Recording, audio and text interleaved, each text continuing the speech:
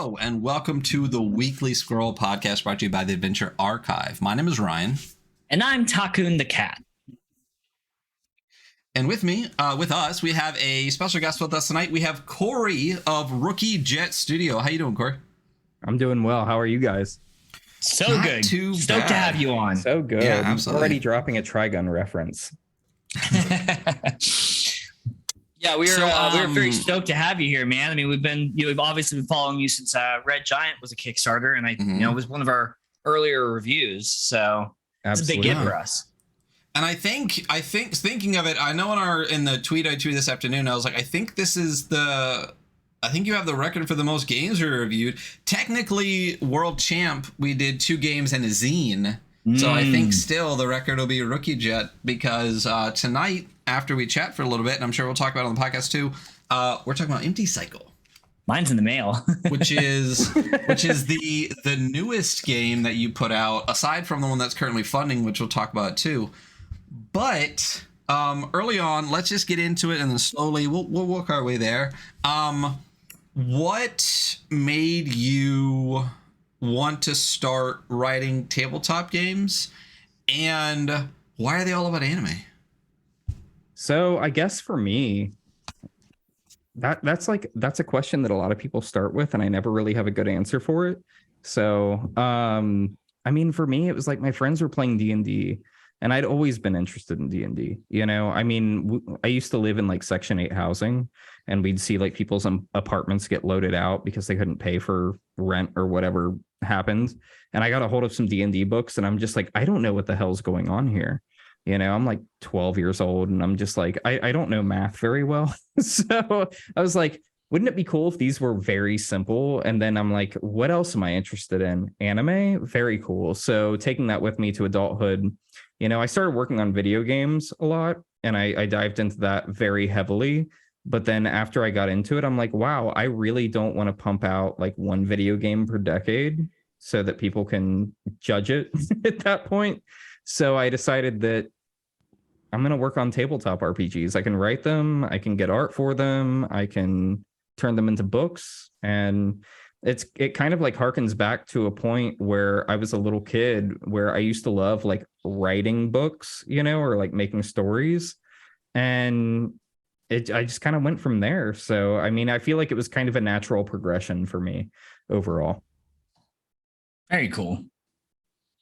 So your first game, if I'm not mistaken, was Overarms, correct? Yeah, the first full game that I ever released was Overarms. Okay, and what was kind of the impetus for like starting like Overarms? Like, were you just like really in like a JoJo phase, or?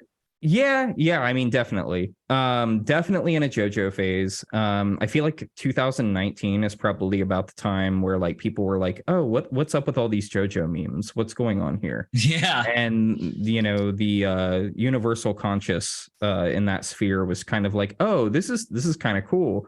And so I got into it as well. And you know, I haven't been so absorbed by an anime or piece of media like that since I was a child. So it was like so cool to be like, oh my God, like there's so much I'm learning about this. There's parts that haven't even come out in English yet, Yeah. you know? And so I was just really captivated by it. And so in 2019, I started working on Overarms. And then in 2020, you know, the whole world was ending. So that's when it launched, and I was very, very stressed out during that period. But I was overall happy with the product. You know, I mean, what else could you ask for? It is very cool. It is one of my like more. I love JoJo, and I also I played Persona around the same time that I actually got Overarms, and so it very much hits both of those things. And I was like, oh, this is fucking exactly what I want to go through right now. See, Right, yeah. It's on my list. I bounced off JoJo pretty hard for 2 Listen, reasons. season 1 is the best, and you have to watch it with the English dubs. Okay, like you can't watch Yeah. it with the subs. For those that can't see Cory's face right now, but those are both of the problems. Here's the issue: is that I originally started watching it sub. I enjoy subs. I enjoy dubs. Either way, like I hate the fucking tribalism of like which one's better or not. You're not more intellectual because you just listen to subs. Sometimes I want to eat my food while I watch a fucking anime, right? And I want to be able to take my eyes off the screen for a second, but I watch with subtitles anyway. The dubs, I think, or the subs fit JoJo really well. And as soon as I switched to English, I was like, it sounds terrible. It sounds ridiculous. Hamon was not good. Like, I obviously Dio and all that, but like after season 1, I was like, I got other shit to watch. And I know that it's good. And I know there's a ton of it out there and it is on my list of things to do. It's just a matter of like getting back to it.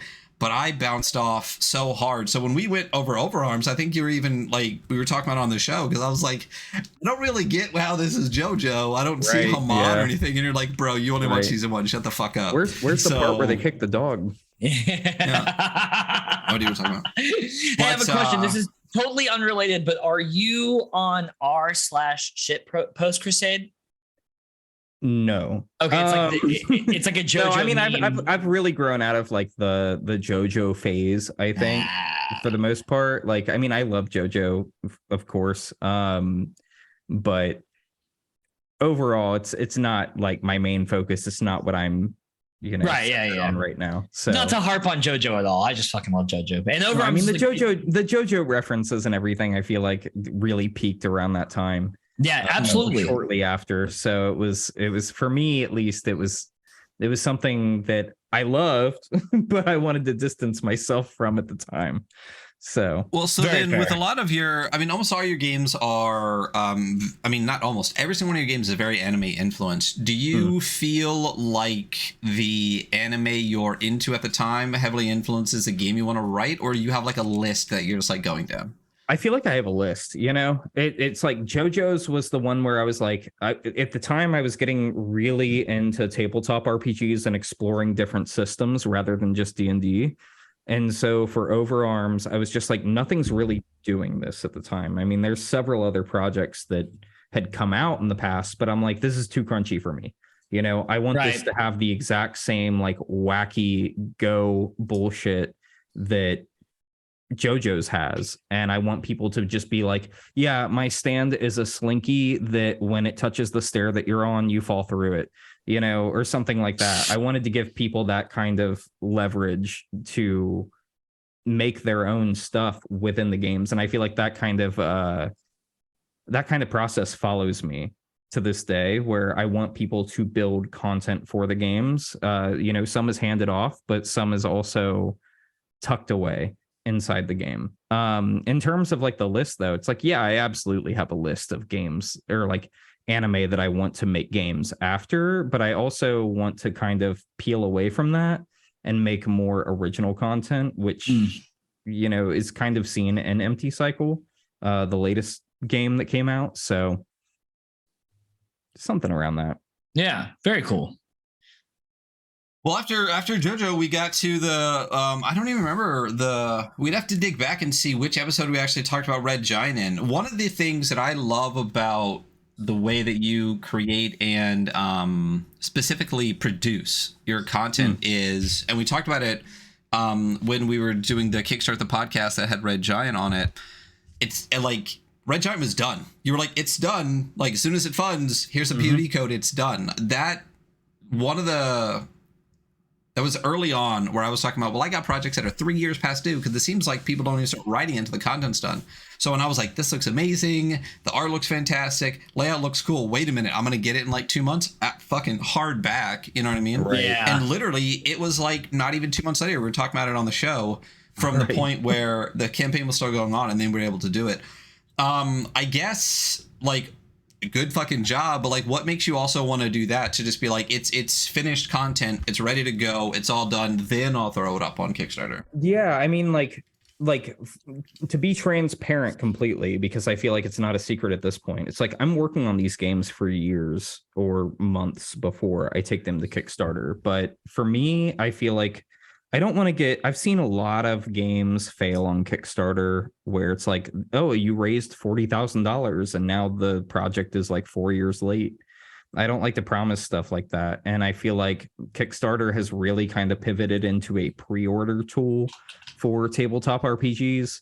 And in my past experience, that's mostly the way I use it. You know, I create a buffer where it's like, oh, if we have a problem with printing, you know, it's like, you know, you might get this in February, you might get this in March, something like that. But for the most part with me, I try to have the bulk of what I want to give you ready before I actually take it to Kickstarter.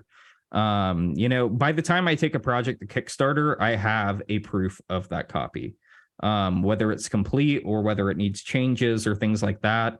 That may happen, but it's something that I want to take care of ahead of time, because I don't want to get myself in that position where it's like I've worked for, you know, 3-4 years in the tabletop RPG space, and then people are like, oh, well, why are you failing this now? You know, why don't you have this ready now? And looking at my previous projects, and it's like, you know, there may come a day where I want to do, you know, shipping out of my house, but I live in an apartment. You know, it's like, yeah. I live in an apartment and I work a day job. So this is certainly not something that pays the bills. It's something that is, you know, a passion project. And this is the easiest, like the print on demand way is the easiest way for people to get these projects on time and delivered correctly, if that makes sense. Totally. So that's where I'm at with it. You know, I mean, I want to be transparent about that, because I've had people ask me that before, like, how are you doing this? And it's just, I don't have anything to hide in that regard. It's just Kickstarter ultimately, you know, I've had people ask me too, and not to draw this question on, but I've had people go ask for it. me, Honestly, like, go off. Yeah, I've had people ask me before, it's like, you know, well, why don't you just release it? And it's like, well, I wouldn't make as much money that way. You know, at the end of the day, if I'm not making money on a project, am I going to, you know, be able to continue doing this? No. Well, it's like you're back paying yourself for all these hours. It's not, you're doing the same amount of work, right? As yeah, anyone else would. You're just like, okay, well, I did the work, now I'm back paying myself. Right. But it's a different presentation, you know? Yeah, and absolutely. It's one that isn't so transparent with people from the get-go. So it's something that I want people to take into consideration. I know not everybody will, because I always love to pull more people on to these projects as we create them, because we're hitting different genres, we're hitting different anime, we're hitting, you know, all these different marks. But it's something that I want to touch base on, because I've had so many questions about it in the past. So, yeah. I also think, I mean, there's a big difference too with having a game ready to go. Because like I said, our excitement for Red Giant it never really waned. It looked fucking awesome. And then the fact that we knew it was coming and then it got there within 2 months, it was like, cool, I've been excited for this. I'm excited because it's on the way, and I'm excited that it's here. But then you look at some bigger projects, like one of the biggest funded tabletop games in history. Anybody remember what that one is? No. Avatar? Fucking Avatar. I still don't have it. When's the last time you heard any fucking thing about Avatar? It was huge. Everyone was so excited for it. It's been a fucking year and a half. Like, some people have some PDFs and that's it. Excitement gone, because it's going to trickle out over like 2 to 3 years, because backers are going to get a PDF, and then maybe they'll start to get it in their hands, and then it'll go to pre-release and stuff like that. But again, with your stuff, it's like, it's done, it's ready.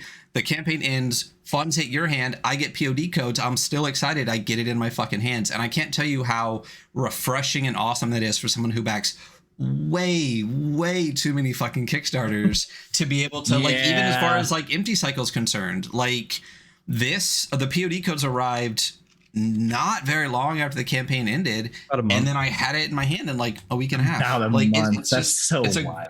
It's so, and this didn't even remember that the POD codes were out. It is really cool that you can do that, though. Yeah, it's fantastic. So, you know, you kind of talked about wanting to like make more original content, and I think there's this like conversation going on online about genre emulation, and like personally, I don't see any issue with that at all. I think if it's done well. And I think that we all enjoy stuff, but like you're saying that you want to do like more original stuff. Like, what direction do you see like the future of your work going? Like more original content is concerned. Damn, that's a spicy question. I'm a spicy guy. Yeah, damn. So I've seen some of the conversation about genre emulation, and I don't want to like put myself at the forefront of that, but I feel like there's really nothing wrong with that, right? I agree. Like, I mean, you have like Good Society, which emulates novels. I can't remember the author's name right now. Please forgive me. But you have all these different games that do emulate something like I'm not remembering anything at this point, but you have a lot of tabletop RPGs that aim to emulate something and bring it to the table where you can sit with your friends, you can play pretend with numbers, and you can essentially, do whatever you want to do. And I don't think there's anything wrong with that. I think that in the future, I want to kind of spin this in a more original way where I'm creating things, because now I have like a little bit of a following, right? Where people are interested in what I do, not necessarily the genre, but the things behind that genre, right? So I think I want to go a little bit more in that route, but I also don't want to drop these kind of recreations of like anime or video games in tabletop format. So I think like the next big project that I have I'm hoping is going to come out in 2023. And it's kind of like an emulation of Star Wars and Final Fantasy combined. And it uses cards and things like that, but I'm not going to touch on that too much because that's still such a heavy work in progress. Very funny because I also have a work in progress that's an emulation of Star Wars and the Wizard of Earthsea. So, Ursula Le Guin, let's go. Hey, yeah. So very cool. Yeah, and that's and I feel very much the same. I have no issue with genre emulation. I think that we all see these things, we're inspired by them, and we want to experience at the table. And I think that there maybe is like an overdoing it, but I don't know where that is. But I think that you do a really good job of being like, hey, here's a thing that kind of fits this thing, but also it fits a couple other things, and you can kind of play with it how you want. But yeah, I am excited to see like where you go, because like Empty Cycle feels different, and it can kind of stand on as its own thing. Like I know there's still like a little bit of there's inspiration there, right? But you can really step out of like Fully Cooley and FLCL and make it its own thing as well. I'm very interested for this project. You should definitely send me your rough draft so I can see it, as I want to see it really bad. Yeah, we'll see.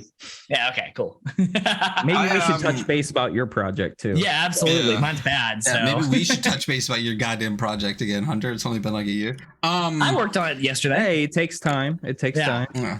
So going from the future to the past here, one of the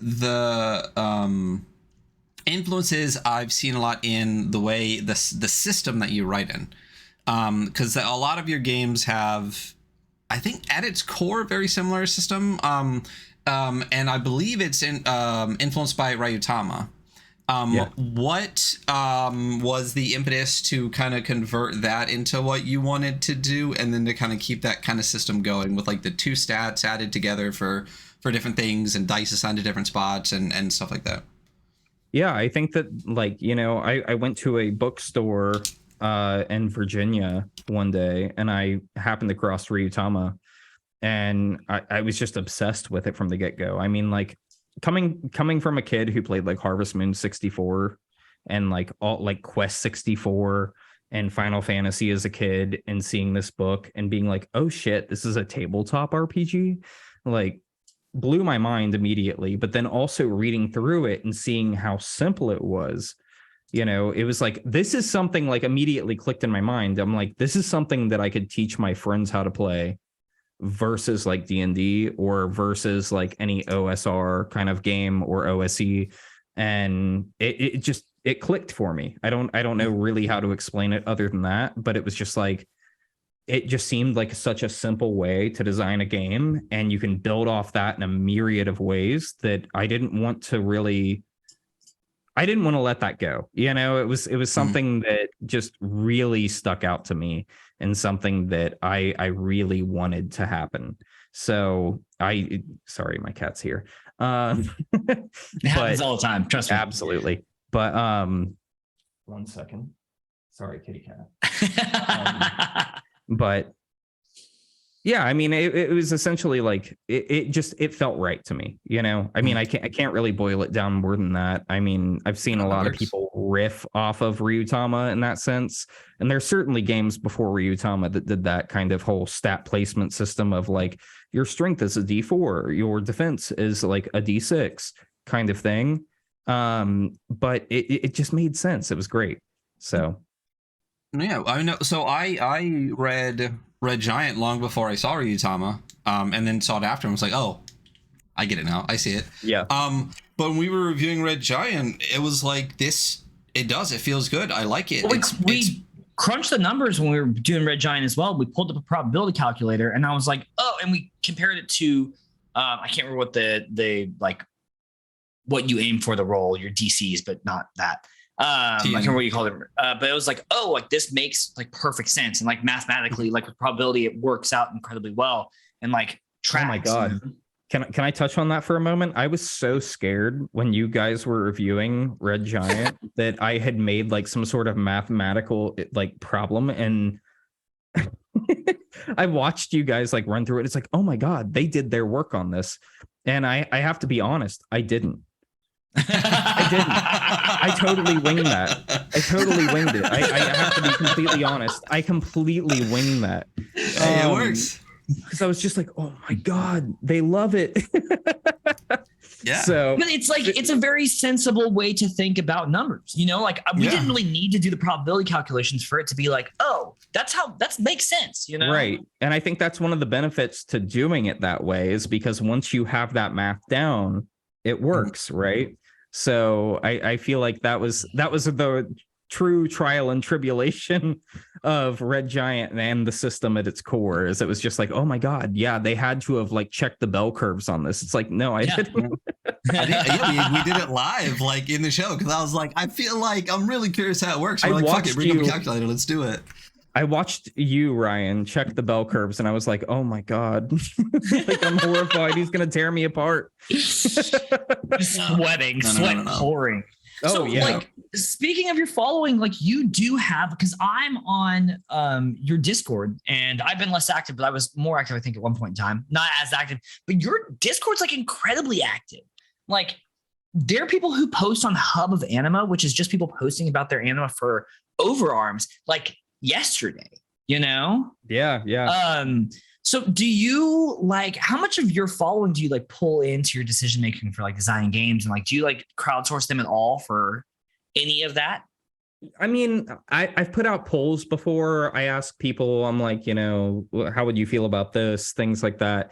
I mean, I always like to, if you're interested in my games, I want to know your opinion. You know, it's not something where I'm sitting there and I'm just like, oh, well, whatever. I can get like 3 more of you or anything like that. Like I'm very blessed to have the people that I do that are interested in my games and interested in talking about those games with the other people on the server, you know?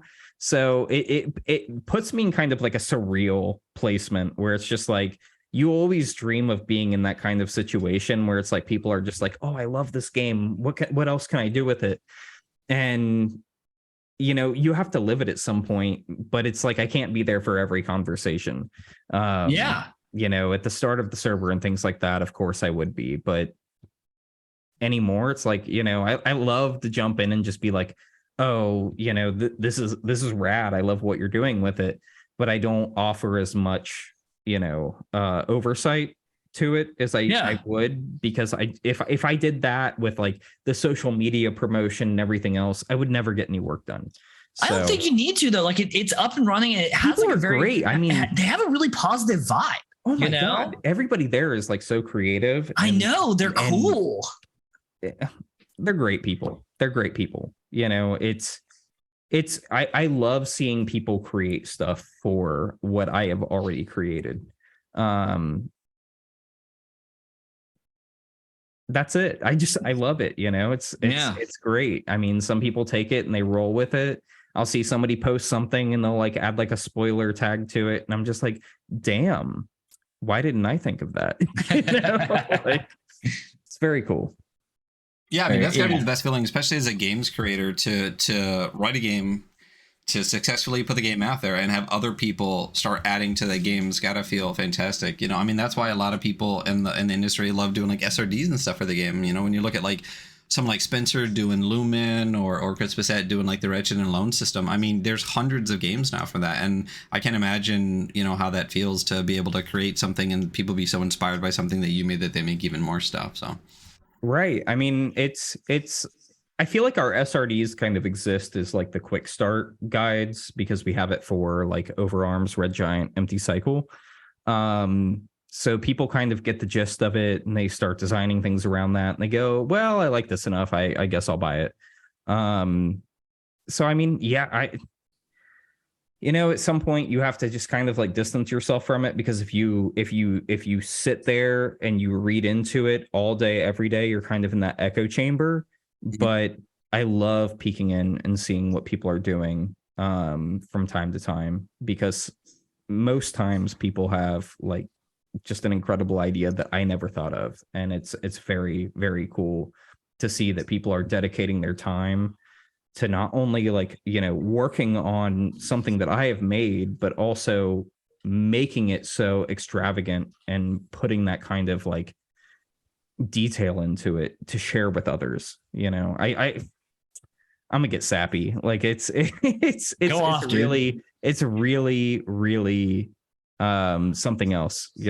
I mean, I don't know how to describe it. It's definitely a feeling that as a game designer, you feel like that's what you're searching for, and then you find it and it's just like, oh, how nice. So that's the way I think of it.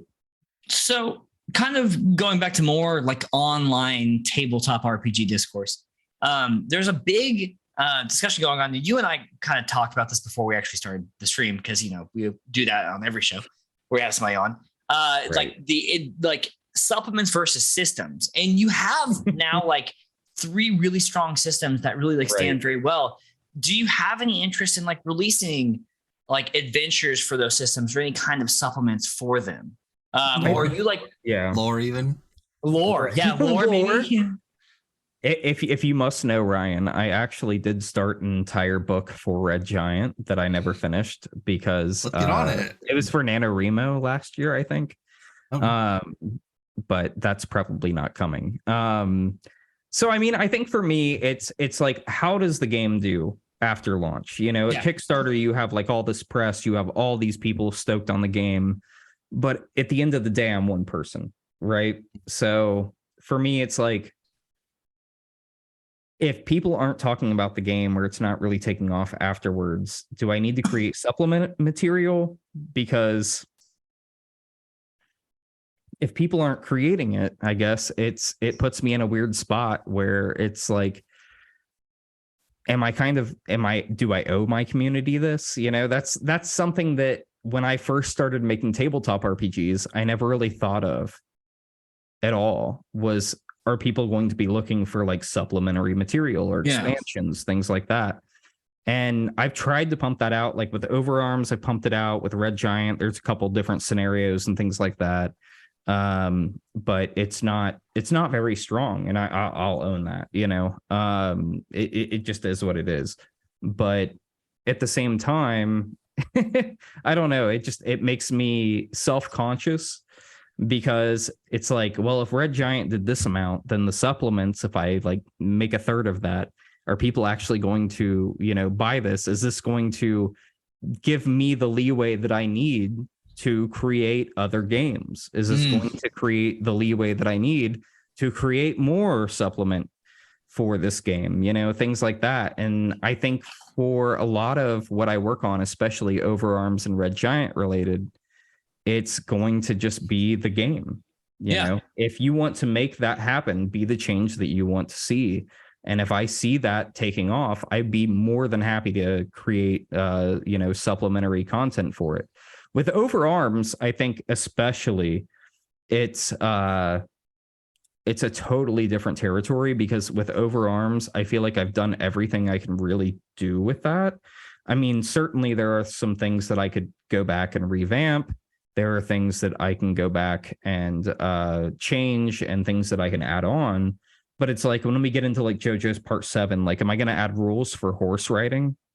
because of like Steel Ball Run or something like that. It's like, because I've actually fucked around with that. And I don't like it. I don't like feeling forced to make that kind of content. And I don't like being forced into a corner where it's like, oh, you have to emulate this person's exact like design guide, where I'm like looking at what Araki has done, which, if people don't know, that's the author of JoJo's Bizarre Adventure, and recreating that in tabletop format. That's not my place. Overarms was a thing that I wanted to do, and I did it. And whatever you want to do with it, create your own horseback riding rules. Is it something that I'm going to touch on one day? Absolutely. I mean, Overarms is not done. Red Giant is not done. I've been working on a small supplement for Red Giant for, since Red Giant came out. But time is of the essence. And by all means, I've said this before, I'm going to say it again. Creating new games is more profitable and more rewarding than creating for these other games. And I feel like that's, for the indie creator, that's going to be the route. I mean, the guy who made Stardew Valley to pivot to a video game sense, his game has been bought millions of times, but he's also been working on that. He's suffering from burnout.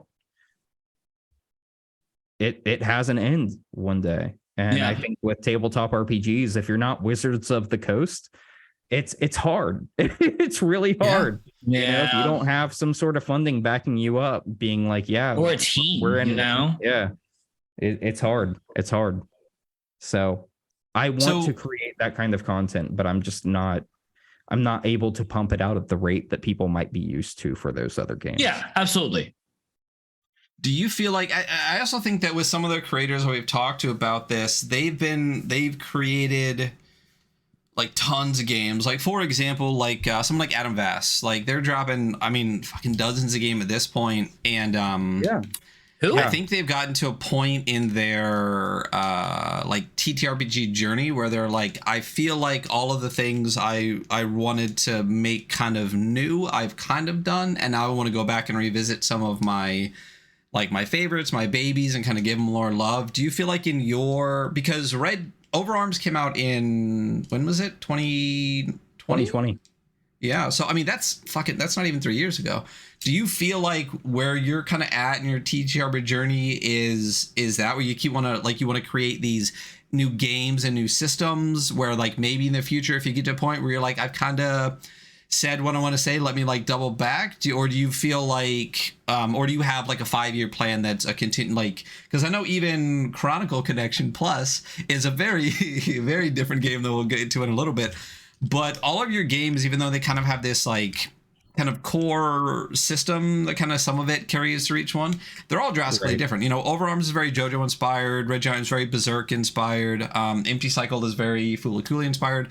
And if you, for people that love anime, that's awesome to see. But if there's people only like some genres in anime, like they're all very different things, and then again with Chronicle Connection Plus, again, a very different thing. Yeah, very different.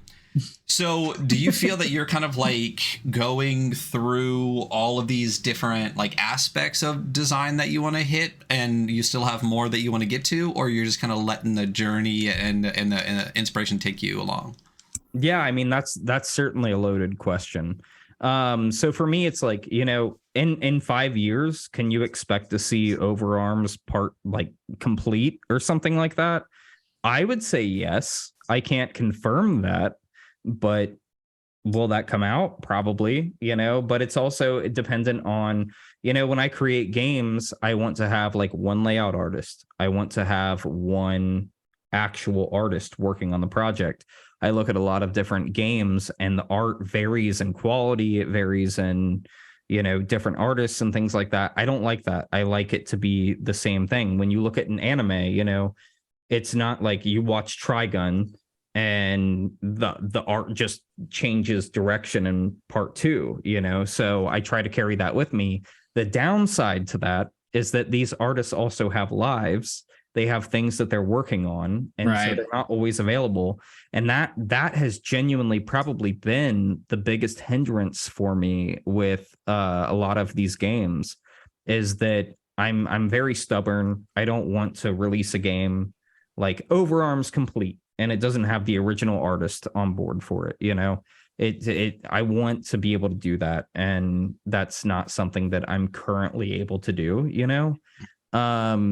And maybe that's something I'll get over, but right now it's something I'm kind of sticking to my guns about. I think that's a good hill to stand on. Yeah. I mean, a lot of we obviously have read a lot of games, but the consistent experience of art in the game and creating that consistent vibe is like really genuinely very important. Right.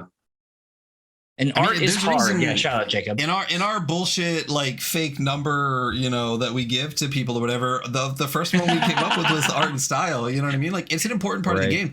Because to be completely honest, like human beings are dumb. The smartest of us are dumb as fuck, and we're like pretty colors and shiny things are really going to draw attention.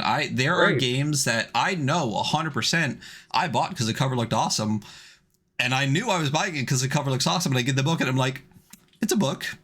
That's cool. Cover's beautiful, But I will say, that's something that I do really, really enjoy about your content. Like when we looked at like Red Giant, for example, it was the same artist the whole way through. It looks absolutely stunning. Empty Cycle the same way. That all of the art, it's the same artist.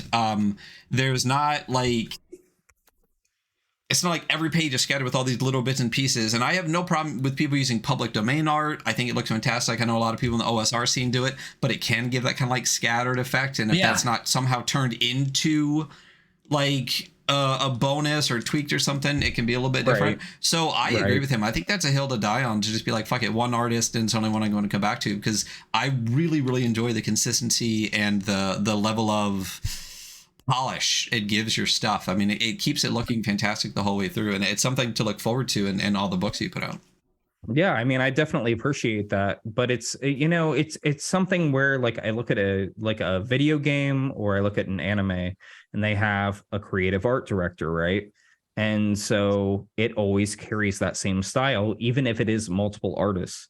It carries that same style. I'm not saying that you should not support games that don't have like multiple artists and multiple different like visual art directions, because we're tabletop RPGs and you're going to be very, very sad if you expect every tabletop RPG to have the same artist throughout. But I would say that's one of the things that I am definitely kind of adhering to, where it's if I don't have it, it doesn't feel worth it for me to pump that kind of content out. There will be times, of course, where I will have art that comes from somebody else, but at the same time, for Red Giant and Overarms, I feel like that's one of the strong points of the book, is that it feels very cohesive in art direction. It feels very personable. And it feels strong on that regard. And that's something I'm very proud of. And that's something Zhuan Yi, the artist of both of those books, should feel very, very good about.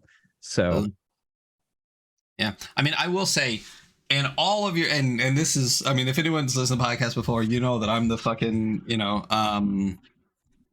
what do you even say? I'm the fucking edgelord between these two edgelords here. Red Giant's my favorite game that you've put out. I love Empty Cycle is fantastic, but I don't think it's a secret that Red Giant's my favorite. I love Berserk. I love the dark shit in the game. It's absolutely fantastic. But also, Red Giant is very cool. Even beyond the art, the layout, even just the way the pages look, with like the border and everything, absolutely stunning. I mean, when we got it, that was like one of the first things that we looked at, and I think we talked about it on the podcast pretty heavily. I think I drooled over it a bit, just to be like, these fucking pages are absolutely beautiful. So the direction that you went with that, I know you had a different layout artist with this, because in Empty Cycle, it's and I really hope I don't say it wrong, because I follow them on the tweeters, but this is Jean Verne. Jean Verne. Yeah. Jean Verne. I knew. Yeah. It's okay. French. Yeah. Right. So, what did you I know we talked about your layout artist a little bit beforehand. Was there a specific choice to go with, like a different layout artist for a different style, or is this just a matter of doing something a little different? Because Empty Cycle does look a little bit different than like Overarms or Red Giant. Right. So actually, I created the layout for Empty Cycle myself. And then John translated that to the actual book. So Emanuele Galetto, I'm butchering that myself. Emanuele Galetto, but he naturally came out with Fabula Ultima, and definitely dedicated his time to that. He deserves all the success that he has, and he just became too busy to work on this kind of stuff, you know. Like I had told you before we had actually started recording, he and I met via Ryutama, and so we just kind of started working on stuff together. He had his foot in the door far before I had, and I was just dedicated enough, I guess, to get papers onto, or words on the papers. And so he took that, ran with it, made it what it is. I mean, both Overarms and Red Giant would not be what they were without his involvement in those projects. And you know, I'm forever grateful for him working on those with me. Fantastic person. Literally could not speak higher of him. But you know, it's at some point, you know, you have to move on as people. He's going his route, and I'm going mine, and that's just the way things work out. So I'm hoping we can work together again someday.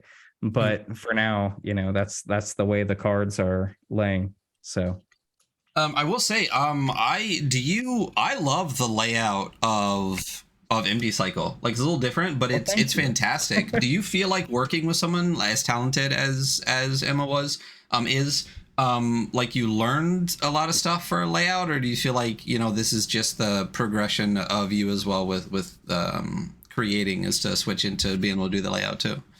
I mean, I think Sean is fantastic in his own right.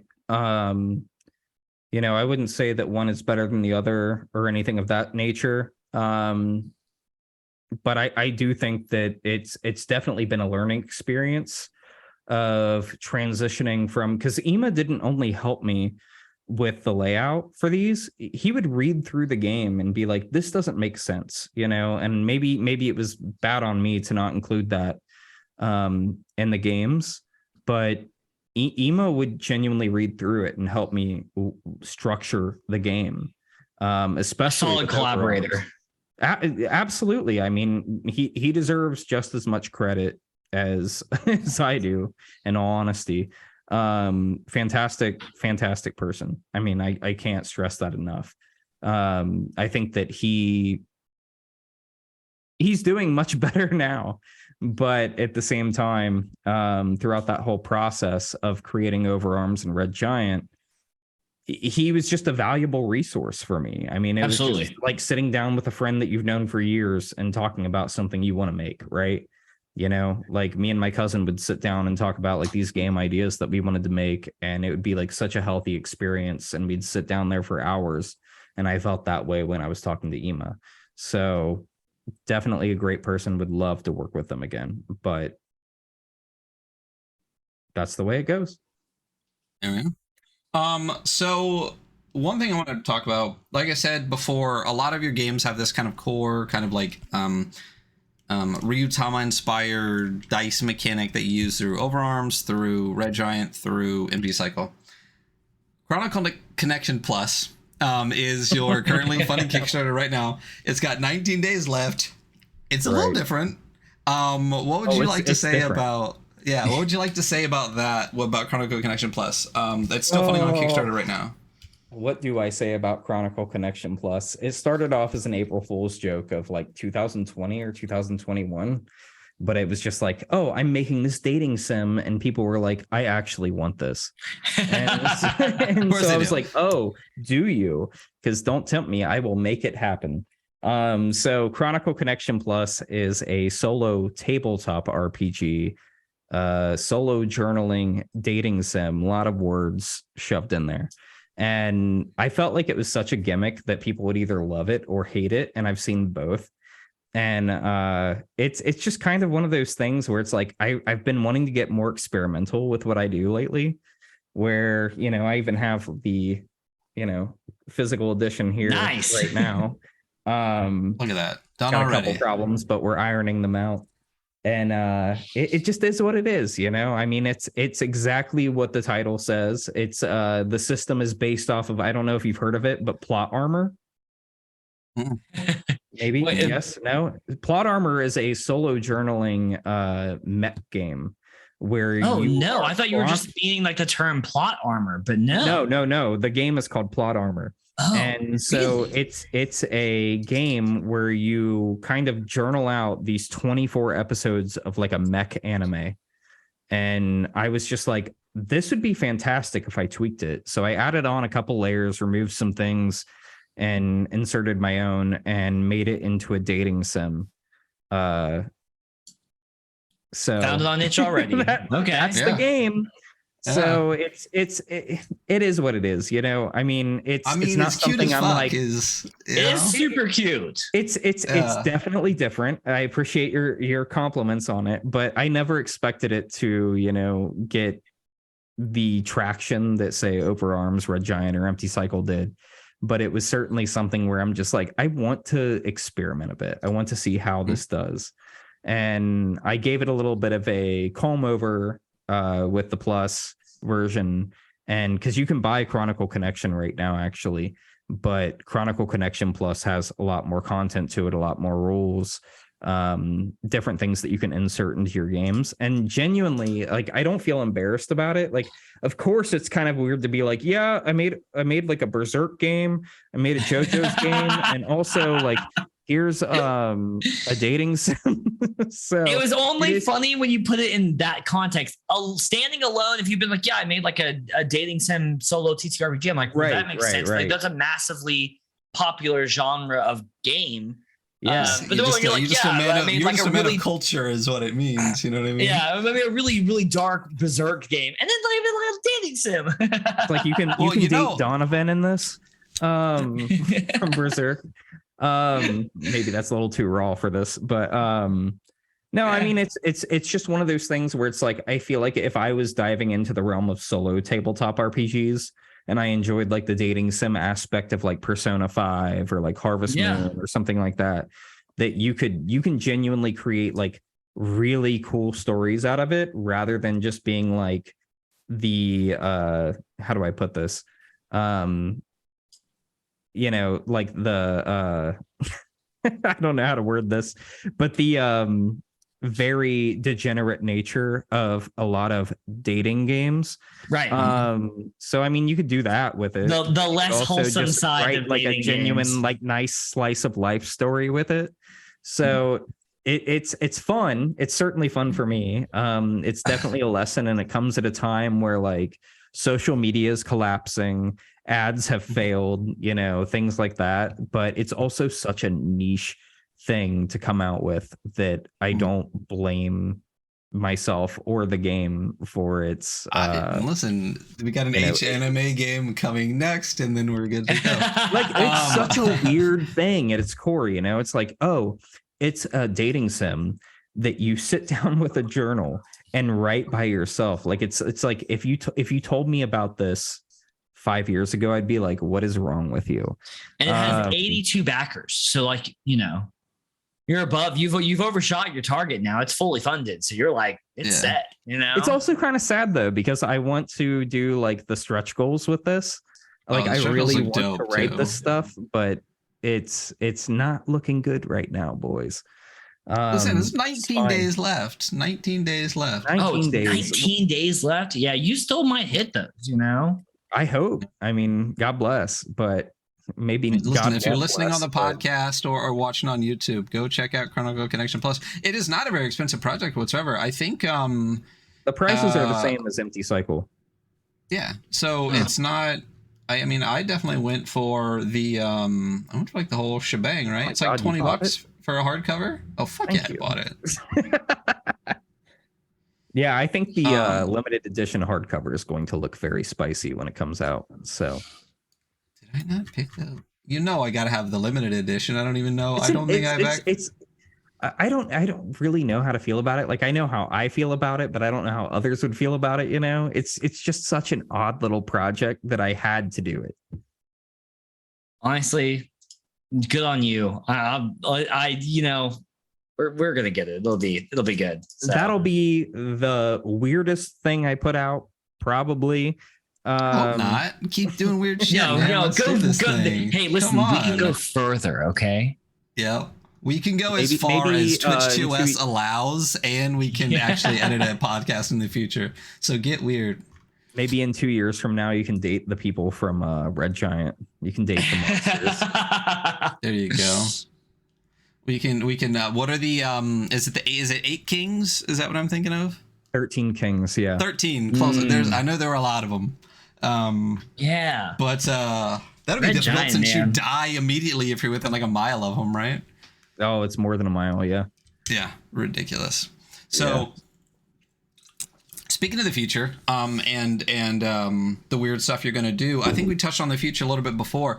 This is a project that, Empty Cycle's done. It's in our hands. We're going to talk about it here shortly. Chronicle Connection is funding right now. Can you talk about like the next thing that's going to be hitting Kickstarter, being able to get into our hands? Okay. Hopefully the next thing to hit Kickstarter is going to be a little project called Gimmick Zero. That's kind of like openly been in development hell. Because it's just taken so long. It's 143 pages as we sit here and talk about it. And it's kind of inspired by like Mega Man Zero, Evangelion, which we were talking about before this call. Things like that, where essentially you have these things called gimmicks that are these robots that have been designed to fight against these things called aberrations, but sometimes the gimmicks malfunction. And so the player character, are these things called weapons, and your job is to take down the malfunctioning gimmicks to kind of make sure that the companies that own these gimmicks don't get a bad rep, or there's not like a massacre or something like that. So that's going to be the next project. We have quick start rules for it. We have tons of press releases via Geek Native and Dicebreaker about that. Cool. But it just didn't come out as quick as I wanted it to. Actually, that was supposed to be the second game before Red Giant. But it got bigger and bigger and bigger. When I make these games, like Chronicle Connection was supposed to be like 10 pages. Like, so I sit here and I'm like, oh yeah, I'll make a little game, I'll put it out. And then I'm sitting here for a month, 6 months, a year, 2 years. And eventually I have a game that people want to play. But Gimmick Zero, I feel like, has a lot of legs now. It has an incredible interior design now, and you can see some of that on Discord. I've also tweeted about it in the past. But hopefully that's the next thing coming out. Beyond that, there's a few other projects that I'm working on, like the Star Wars Final Fantasy inspired game. That also features art from the same artist as Empty Cycle. Nice. Which I have high hopes for that game. With that game, I think that we're. Thank you. I didn't draw it, but thank you. But we are hoping to like bust out like GM screens, a deck of cards for that game. Like it's going to be the most ambitious thing. Okay. To date. That's my make it or break it game. I hope it does well. I'm not going to tell you the title of it. But I have so much work to do on it. You have no idea. But just hoping for the best there. And then we have other games coming out. Like I've talked before previously. I've been very open about this, where I've wanted to create a Card Captor Sakura game, which I have like all of the rules and things like that written out for at this point. But it's, just one of those things that you have to have time to work on. So hopefully that will be something that we pivot to this year. That's an old one, man. That's a classic. I feel like there's a lot of people, if I said Card Captor Sakura, they'd be like, I don't know what that is. I love it. When I was a kid, I fucking loved that series. Yeah. Card Captor Sakura and Clamp as a whole is fantastic. So yeah, absolutely. They rebooted it, I think, a while back. They did. I didn't see it. They have a sequel to the original Cardcaptor Sakura Clear Card. Okay. Which has like an entirely different set of cards, which is really good. And it carries more of like the modern Clamp style. And I think they may have rebooted the series as a whole. But don't quote me on that. Dude, that's a Clear Card is classic fantastic. Anime series, man. Like I had like mad respect for me for calling out that one. I'm like, okay, hell yeah, dude. Fuck yeah. Yeah, there's that. Have you guys ever heard of a game called Disaster Report? It sounds familiar, but I can't think of anything. So it's a JRPG. Or I don't even know if you'd call it a JRPG, but it's a Japanese game where you play as a reporter and you're in Japan and the world is basically ending. Like this huge catastrophe is happening. And I've been wanting to make a game based off that. And I have like a pretty clear system of it, but I don't know when that will come out. This may be a thing where I'm like in 3 months, like, oh yeah, by the way, here's this. Or it may be a thing in 2 years where I'm like, hey, remember that one interview I did with the Weekly Scroll? It's out now. So do you so when you're making these games, do you like run a bunch of these like with your own little group before you put them out? No. Not at all. I pace around this table behind me for nights upon weeks upon months. And then I go, wow, this is really good. Do you guys want to play this with me? And they go, wow, that was really fun. And I go, cool, I'm going to make it. So that's basically my process. Sometimes I definitely play test things, but sometimes it has more or less. If people have a fun time for me, if I play like 4 games of it and people have a fun time, that's good enough for me. Yeah, absolutely.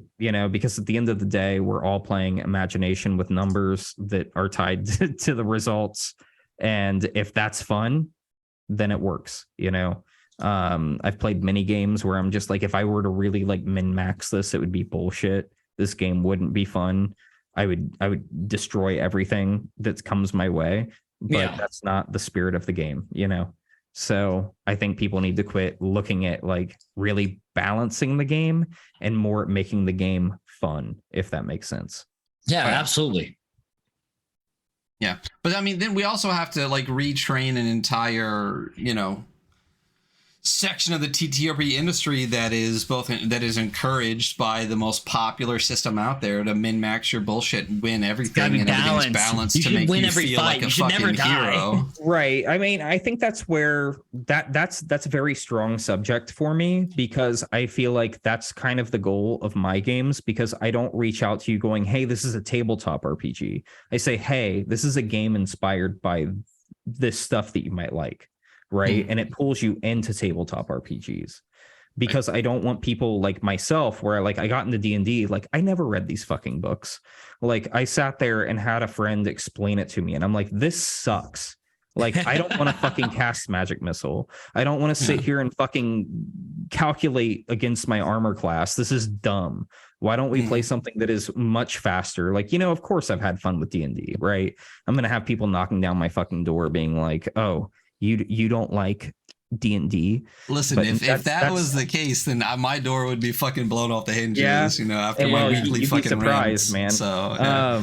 But at the same time, it's like I want something fun that I can play with my friends. Absolutely. I want something that like encapsulates this theme, this atmosphere, and does it right. Like recently, I saw a conversation in my own Discord where somebody was like, I want to use D&D 5e to play Guilty Gear. And I was just like, how are you going to do that? Like, what about that makes you think that you can do it, And like, no shade to them by any means. No, I don't want to talk them down, because they're clearly like a little bit new to like tabletop RPGs, or their friend group might be, right? And that's just the most like obvious thing that they would use to run it. But at the same time, it's like, what about that lends itself to that? Yeah. How are you going to do Roman cancels in D&D 5e, right? So but there are systems out there that do it, like Shinobigami or Fight and things like that do that kind of thing. And I want my games to be that kind of pillar of like automation towards like what you want to do. Yeah. Right. So that's where I'm at with it, because for my games, I feel like I've pulled a lot of people in who wouldn't otherwise be into tabletop RPGs, who are finding out that it's like, oh, I can just make a JoJo's character and I can do this, or I can just like come up with these different exchanges and hand them off to like my players in Red Giant and have a good time. Like I can read this book in half a day and play it, in the evening. Yeah. So that's kind of my aim. That's kind of my goal overall, is to steal from Wizards of the Coast in a sense, and just be like, your game isn't bad, but I don't want people being like, oh, you want to play One Piece? Well, here's this 5e hack that you can, play One Piece in, or here's like Cowboy Bebop in 5e, where it just doesn't make sense at all. I mean, yeah, the weekly, we can agree to disagree. 5e sucks, especially now. But that's one thing that I will say that I do love about your games is that, and we've talked about this a lot, like we're getting older and I don't want to read a 600 fucking page rulebook, and I don't want the fucking, like, I don't need like constitutionalism in my game where I have to like get a fucking group of people together to like, figure out what this rule actually fucking means. I want straightforward. Right. I want easy to explain. I want to be able to have this game, read this book, and then be able to put this down and explain it to somebody else in that order, having read through it one time. And I will say with your games, it is very easy to do that, and I feel like Empty Cycle is even like sleeker than like Red Giant. It is so lightweight. Yeah. And it's exactly what I'm fucking looking for. Yeah. And it's one of the reasons we love your content and look forward to your content coming out, is because the themes are fantastic. Because a lot of it is like if you haven't watched Berserk at all, you will still love Red Giant. Like if you haven't ever seen Fooly Cooly, which not enough people have, I honestly think, you can play this game and have a great fucking time. You don't need the IP behind it and all the fucking bullshit to really enjoy it. But if you have watched Berserk or you have watched Fooly Cooly, you're going to get this extra layer where you go, like, this is just, it's done really, really well. It's inspired by, but not emulating, and that's the things that I really enjoy about your game the most, I think, is except for, JoJo Part 2 on. I've seen all these things. I love all these things. You did a great job of bringing them to the table in a way that is inspired by without copying, in a system that's super easy to run. And as I said, I'm excited, even for Chronicles Connection Plus, to see what you do in the future and to continue to keep playing your games. It's thumbs up. Yeah, thank you. I definitely appreciate that. And I think that you probably conveyed that in a way that I'm not able to, which I definitely appreciate, because it's like, wow, you really did that very well. Thank you. He's a good word guy. I mean, like with Red Giant especially, I feel like if you come into it, and you look at that kind of game, it's like, you don't really have to know Berserk. You don't have to know Vampire Hunter D. You don't. No, you really don't. About that. It's just, it is a game that stands on its own two legs. But if you do enjoy those, this is what it is. I mean, I recently saw a Reddit thread where somebody was like, oh, well, if you don't want to, if you have a game that's inspired by something, you can kind of skirt that by calling it like Animon Story or Over Arms, like they have, and things like that. But it's like, my goal is not to emulate the genre necessarily. I mean, of course it's in there, but it's also to provide an avenue for people who don't have that now, right? Because I mean, like looking at Overarms or something like that, you could apply that to Hunter x Hunter. You could apply that to Fate Stay Night or any of the Fate genre. And several other games with, Berserk. It's like, or not Berserk, that's not my game. Red Giant, you could apply that to like Vinland Saga or Vagabond or things like that, and it's or even just your own original storyline. It doesn't matter at all. Yeah, and I think that's a perfect way to do it. It's like inspired by but not emulating, and opens the door for a lot more stuff. So it's like I said, super looking forward to all of your content going forward. You're always going to have like a limited edition backer here at least. Seriously, between both of us, like you'll always have at least 2 limited edition. At least You know, 2. There you go. that feels so good, honestly. Like, I can't.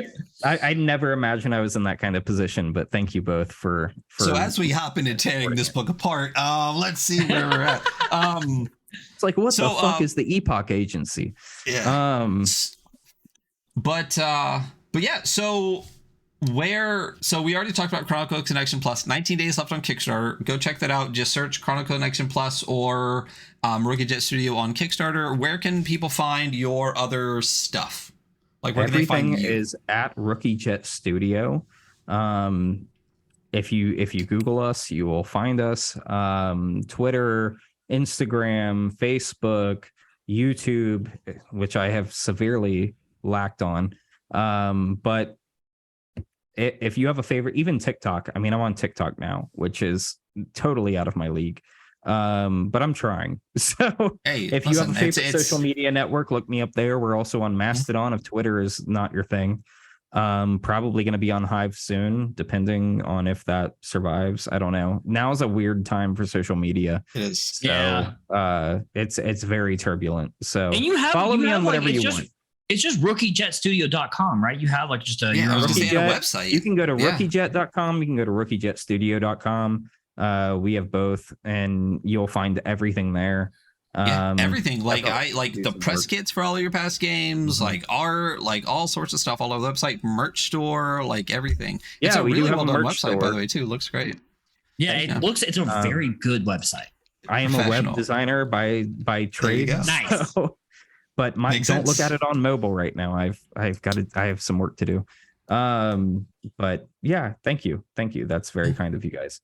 But yeah, I mean, definitely anywhere that you want to follow me on social media, I would be very happy if you want to follow me on social media.